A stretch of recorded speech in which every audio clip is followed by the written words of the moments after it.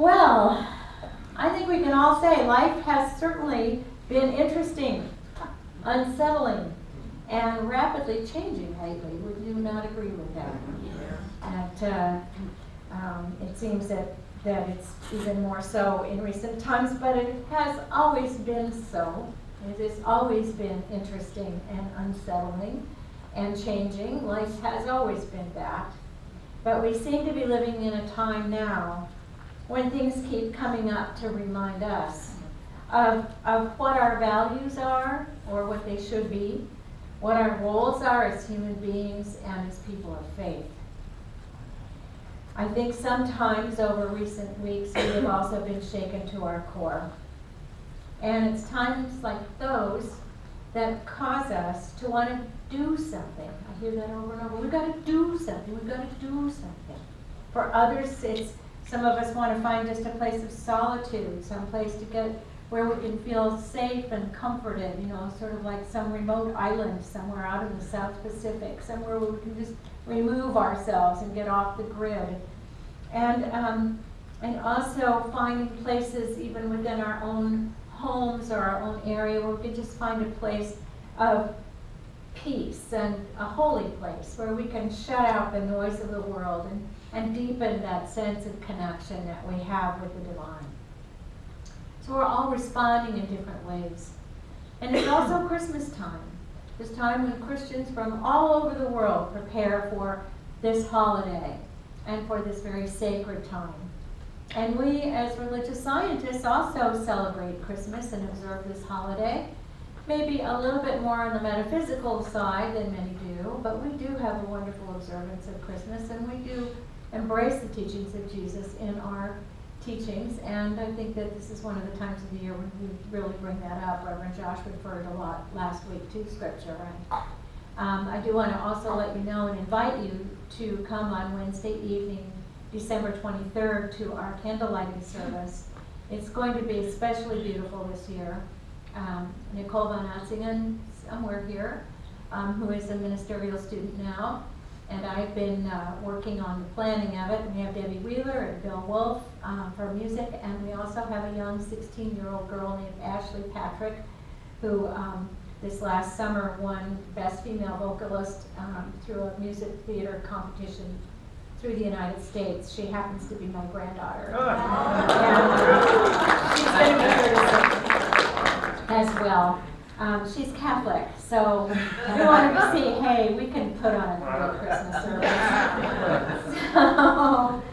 So we have this observance now of Christmas, and we also have the last day of Hanukkah, and the very powerful story of the Maccabees, and when they took back their temple from the Greeks who had so horribly desecrated it and treated them like outcasts. And when they were beginning the fight, they found this little cruse of the only pure sacred oil that had not been desecrated. They found it, but it was only enough to burn for a single day, but it lasted 8.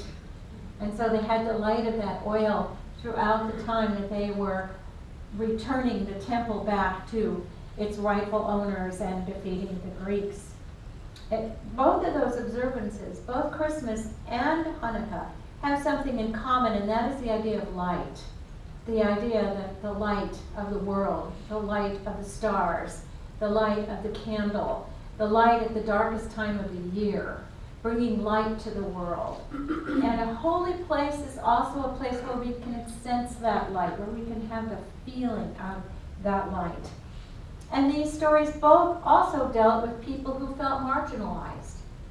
Obviously the Maccabees, they were a Jewish tribe. They were marginalized. They were badly treated by the Greeks. And then, of course, the story of Mary and Joseph coming into Bethlehem and having no room in the inn, no place for them to stay to give birth to this child. And so they were put into a stable. And having visited Bethlehem, I saw that what we think of as a stable, a nice building, wood and horses and hay. No, it's a cave. And the animals were placed way in the back of the cave so they could be safe from the other predators that would roam at night. And that was where Mary and Joseph and the baby were, not in some lovely picturesque stable with a little peaked roof in the sky. So That's where they were. And when the temple was destroyed and they brought it back, the temple was restored, but then later destroyed again. And so when you are in Israel and visiting these places in Bethlehem and Jerusalem, you get to see these for yourself. And the temple, the only thing that is now remaining of the temple in Jerusalem is the Western Wall. And it's huge. It's made of great, huge stones placed one above the other. This great wall, probably 50 to 60 feet tall. And here's where Jews from all over the world, millions for centuries, have been coming to pray. And when they come to pray, you will often see them with their earlocks and their stovepipe hats, and they'll pray in motion. There's movement to their prayer. And one whole huge section of the Western Wall is reserved for men. And there's one tiny section reserved for the women. After a long, long time of battling to get that space. So again, we see that idea of people being marginalized, the women being put off to the side. But now you can pray there. And when I was there, I took the prayer requests from here. I was there in 2011. And I wrote them all down on a little tiny piece of paper and folded it all up and stuck it in one of the cracks of the wall with all the other prayers. So a lot of your prayers came with me on that trip. So they come there, and that's the only remaining part of the temple. And the Christian pilgrims come by the millions also to see the holy places, such as the Church of the Nativity in Bethlehem. And in order to get to Bethlehem, one has to go through a checkpoint where there are the Jewish soldiers with their rifles, and you have to show who you are and that you're permitted to go in. We came with a group. I was with an interfaith organization that went through it on a bus, so we didn't have to each hand out our papers. But if you happen to be a Palestinian, you can't leave from the West Bank, from the Bethlehem side, unless you have special papers, unless you have special permission. So most of the people of the Palestinian communities there never get to see Jerusalem. But we went to the Church of the Nativity, and there you stand in a long line, and that church is also huge. There are two Orthodox religions that share that building along with the Catholic Church, and they all have kind of their own areas to worship. You stand in a long line, and you come into this little tiny room where you have to get down on your knees and crawl into something that's sort of like a fireplace almost, to look into the floor to find a round piece of glass over what is just really looks like some rocks and dirt down in the bottom, which is where it's believed that Jesus was born. And the pilgrims come in, all of these people come in, and they kneel down there and they kiss the glass.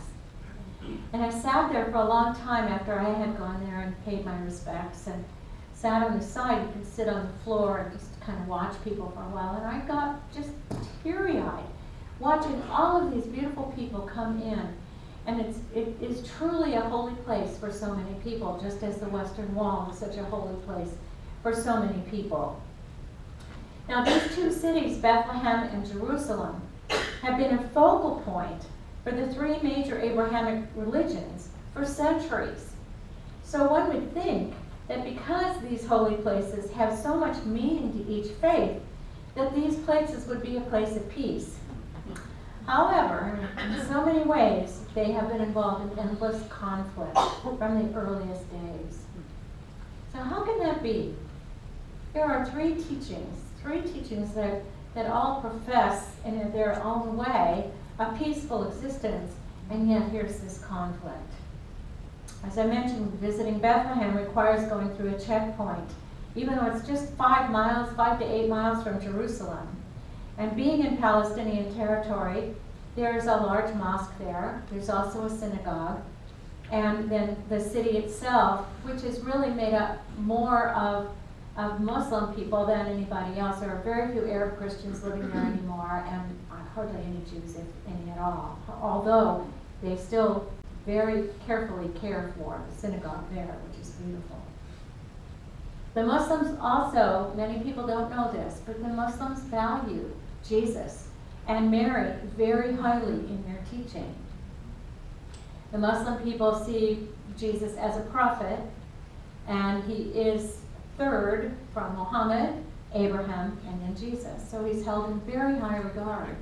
And in the Quran, there is an entire chapter on Mary and on the visitation, the angel that comes to visit her, and her being the mother of Jesus. It's a beautiful, beautiful surah or chapter.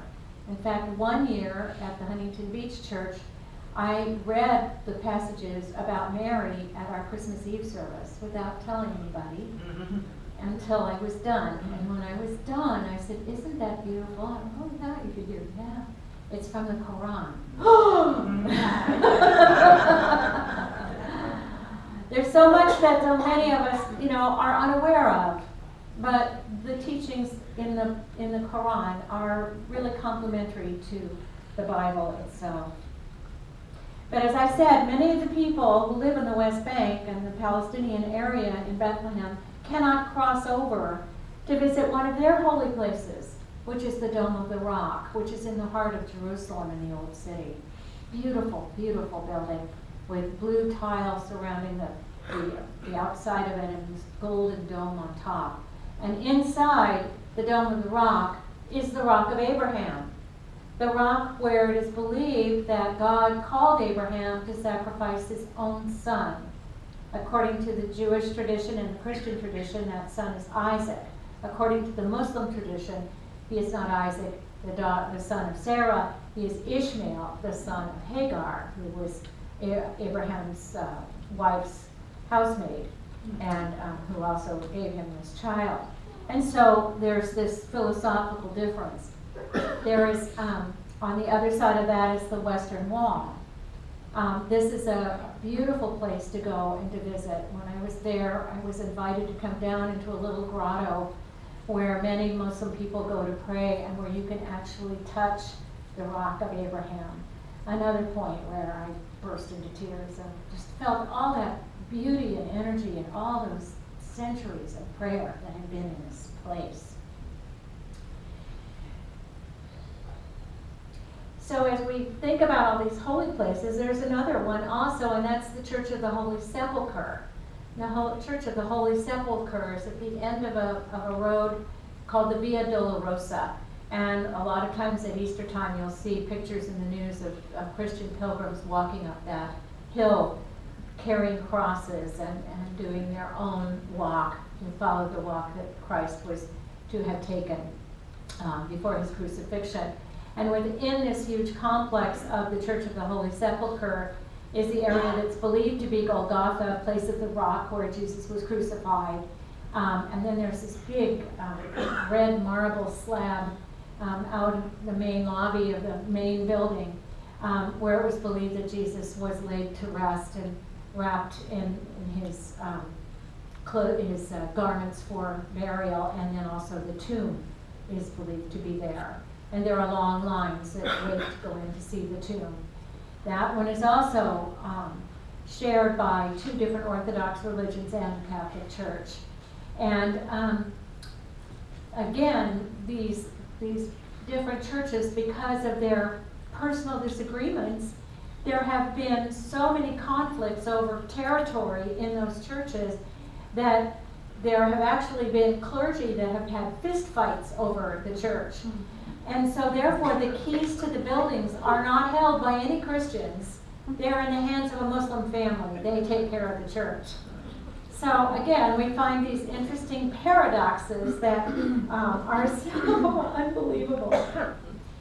So how can this be? Is it just that their consciousness is still territorial and that they believe that they are really the only ones with the right to be there? Is it because in spite of their teachings they still believe we're separate and to be feared?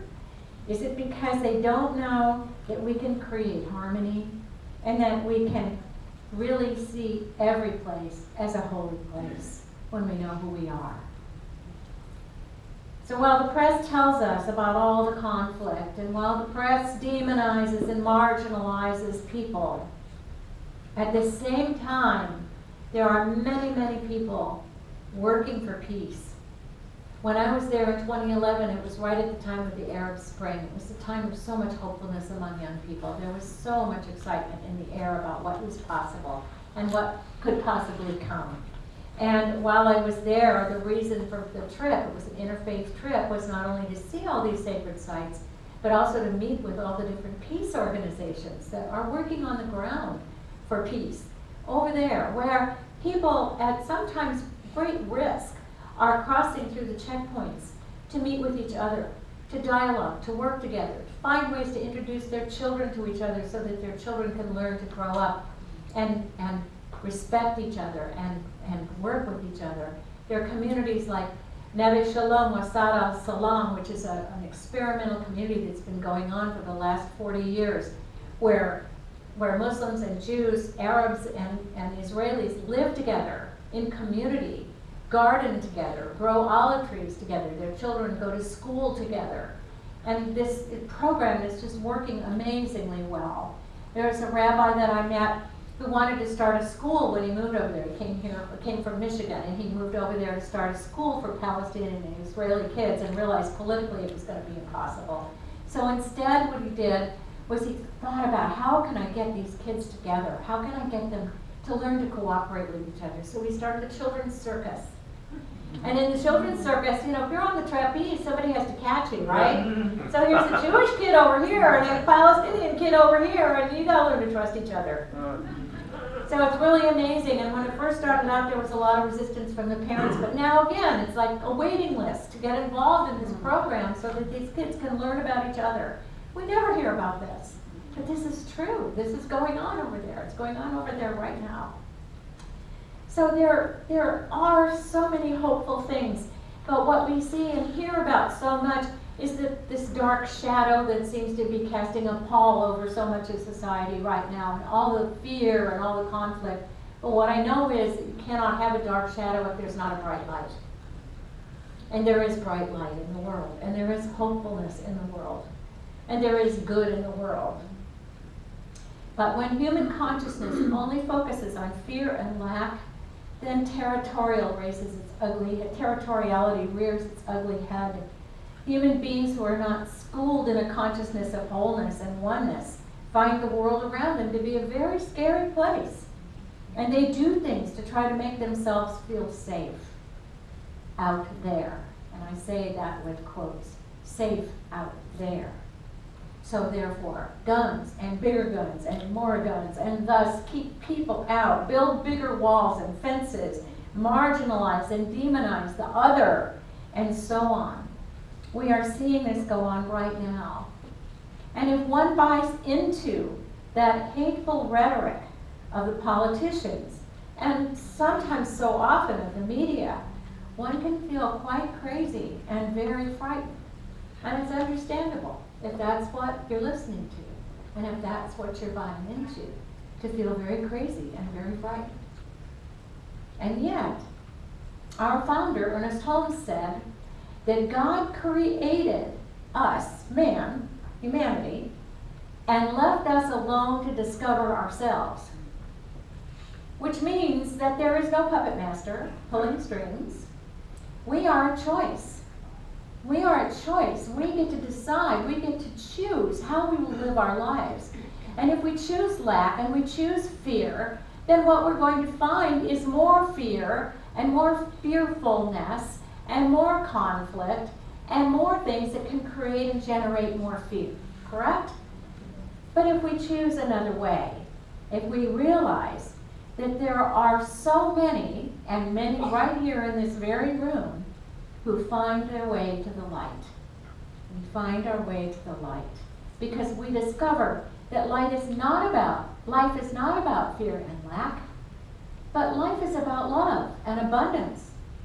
It's not about keeping the other out, but letting the other in, because truly there is no other. There is no other.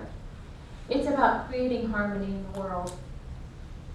In October, I attended the Parliament of the World's Religions, and along with Rose Flynn and Jesse Altabello and Judy Cupkey, I know Rose is here today, and about 250 other New Thought people from all over the world, and then about 9,900 some other people from everywhere. And we were all together in Salt Lake City, Utah. You might remember the last time I went to the Parliament was in Melbourne. This was a lot easier to get to. It was in the shadow of another holy place, the Mormon Temple. In fact, we even got to go to the Mormon Tabernacle one night to a concert, an interfaith concert. And the building was so full, and I had left a workshop to get over there in time and found that I was one of the last ones to be let in. So I was up in the balcony behind the choir. I got to be right by those big pipes of the pipe organ. So I got to see the way the choir sees out into that temple, into that tabernacle. But the feeling in the space, again, was a place that, you know, it's a sacred place. It's a holy place. You really, after that experience, I could really understand why the Mormons are so drawn to Salt Lake City and how sacred it is for them to be in that beautiful tabernacle. But there, at that gathering, we were the most hugging, smiley-faced, friendly, loving people you'd ever want to know. We were from every part of the world. We were from every culture, every ethnicity, every religion, every garment, every color of skin and hair, and every possible religious faith tradition there is on the planet. We discussed things like women's issues around the world, income inequality, climate change, violence, and how to stop it, compassion, peace, wholeness. Dr. Michael Beckwith introduced the new Belief series for Oprah Winfrey. It was an amazing, indigenous issues.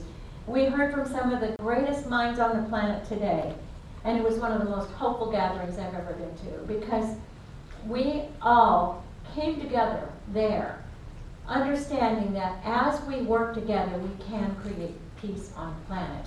We were the microcosm, 10,000 of the macrocosm, because 10,000 of us were there, and all of us went home to tell another 1,000 at least about what we saw and what we learned. And so that idea can grow and build.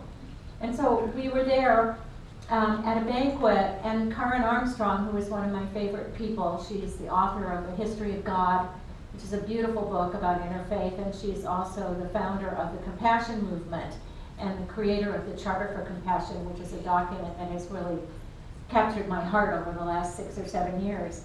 And at that banquet, there was a trio. The trio was a Christian and a Jew and a Muslim. And one of the spokesmen for the trio stood up and he said, "I've heard a lot of talk this week about unity. I love unity." He said, "That's really a wonderful thing." He said, "But there's a word I like better than unity, and that's harmony." He said, "Because in music, unity is one note. But harmony is lots of different notes played together to make beautiful music." And he said, "That's what I see here is harmony." And that's what I see too, is that we can create harmony, that we are the notes, that we are the voices, and that we can create that beautiful music and that harmony together, that we can do that. And it's possible, because I saw it. I saw how real it was. To me, this gathering was the antidote to violence. This gathering was a place where, although we did play those different notes, we did create harmony. And it was a demonstration to me of the possibility of a world that works for everyone, just like we affirm every single Sunday. I also just yesterday had the opportunity to join, I was invited to join with about 100 other people, mostly women, some men came, and children. And it was a gathering of people that were putting together kits for the homeless, and there were all kinds of, toothpaste and deodorant and hand cream and hand sanitizer and water bottles and snacks. And the group was a group of Muslim women at an organization over on Brookhurst in Anaheim, and I was invited to come. There were probably maybe 15 of us that were not Muslim in the whole room, and we were warmly welcomed in to get to participate in creating these homeless packs.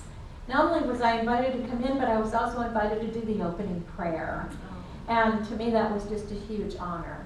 But here are these kids with their bright little happy faces, and all the moms and dads and everybody working together, and we created 400 backpacks for the homeless yesterday. And then, at the end, they said, "Now, please, each of you take some of these, put them in your car." They didn't go to an agency. We didn't know where they're not going some distance away. They wanted them to go out into the community with us to be the ambassadors to take those backpacks to someone who can use them. Isn't that beautiful? You don't hear about that in the news. You don't hear all the good stuff that is going on in the Muslim community. You only hear the scary stuff. Again, we have to keep the light. We have to allow that light to shine, and we have to be the ones to do it. So any place can be a holy place. What's a holy place to you? What's something you consider holy? Where's a place you? Yes. What, Dwayne? Huh? Right here. Okay. Anybody else? Another holy place. The beach. The beach. Your house. Yeah, I love my home too. Stage. Stage? Stage. Yeah. Yeah, the stage for you. Yeah. Huh? Your bed? Okay.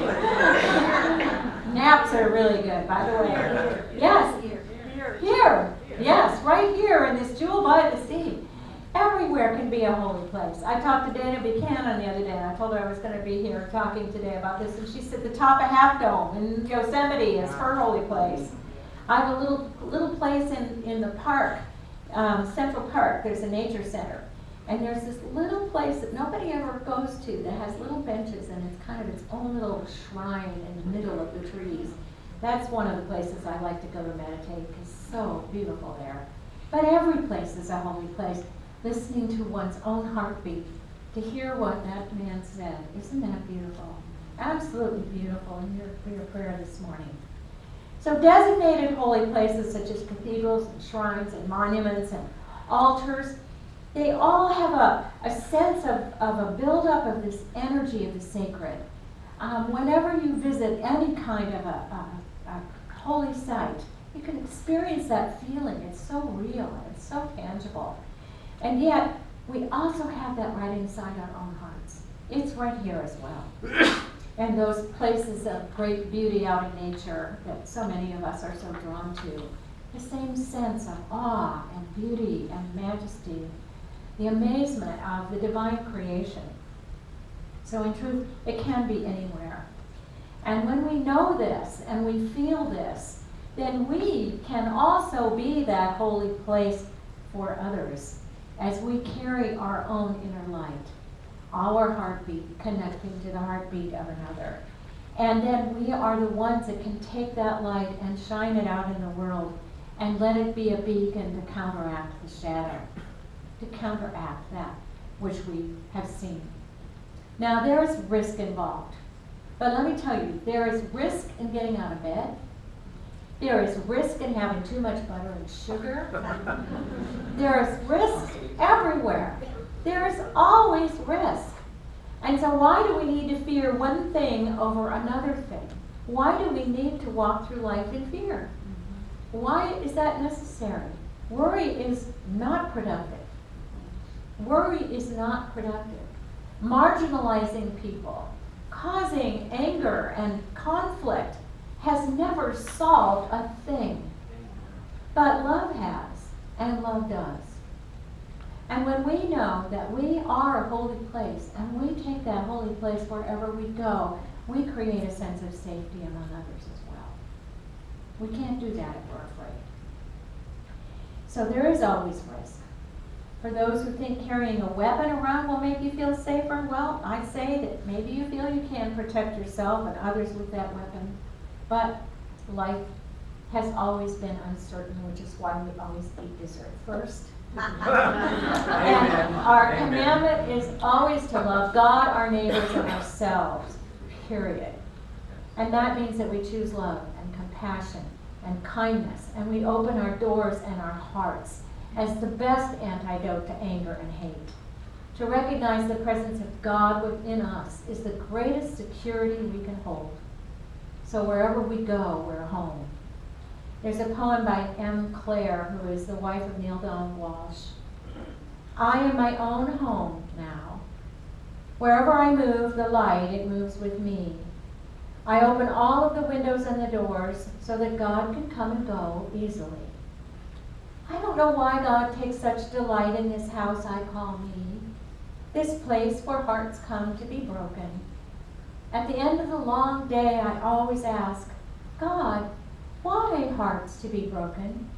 And God always replies, never broken, dear lover, only opened.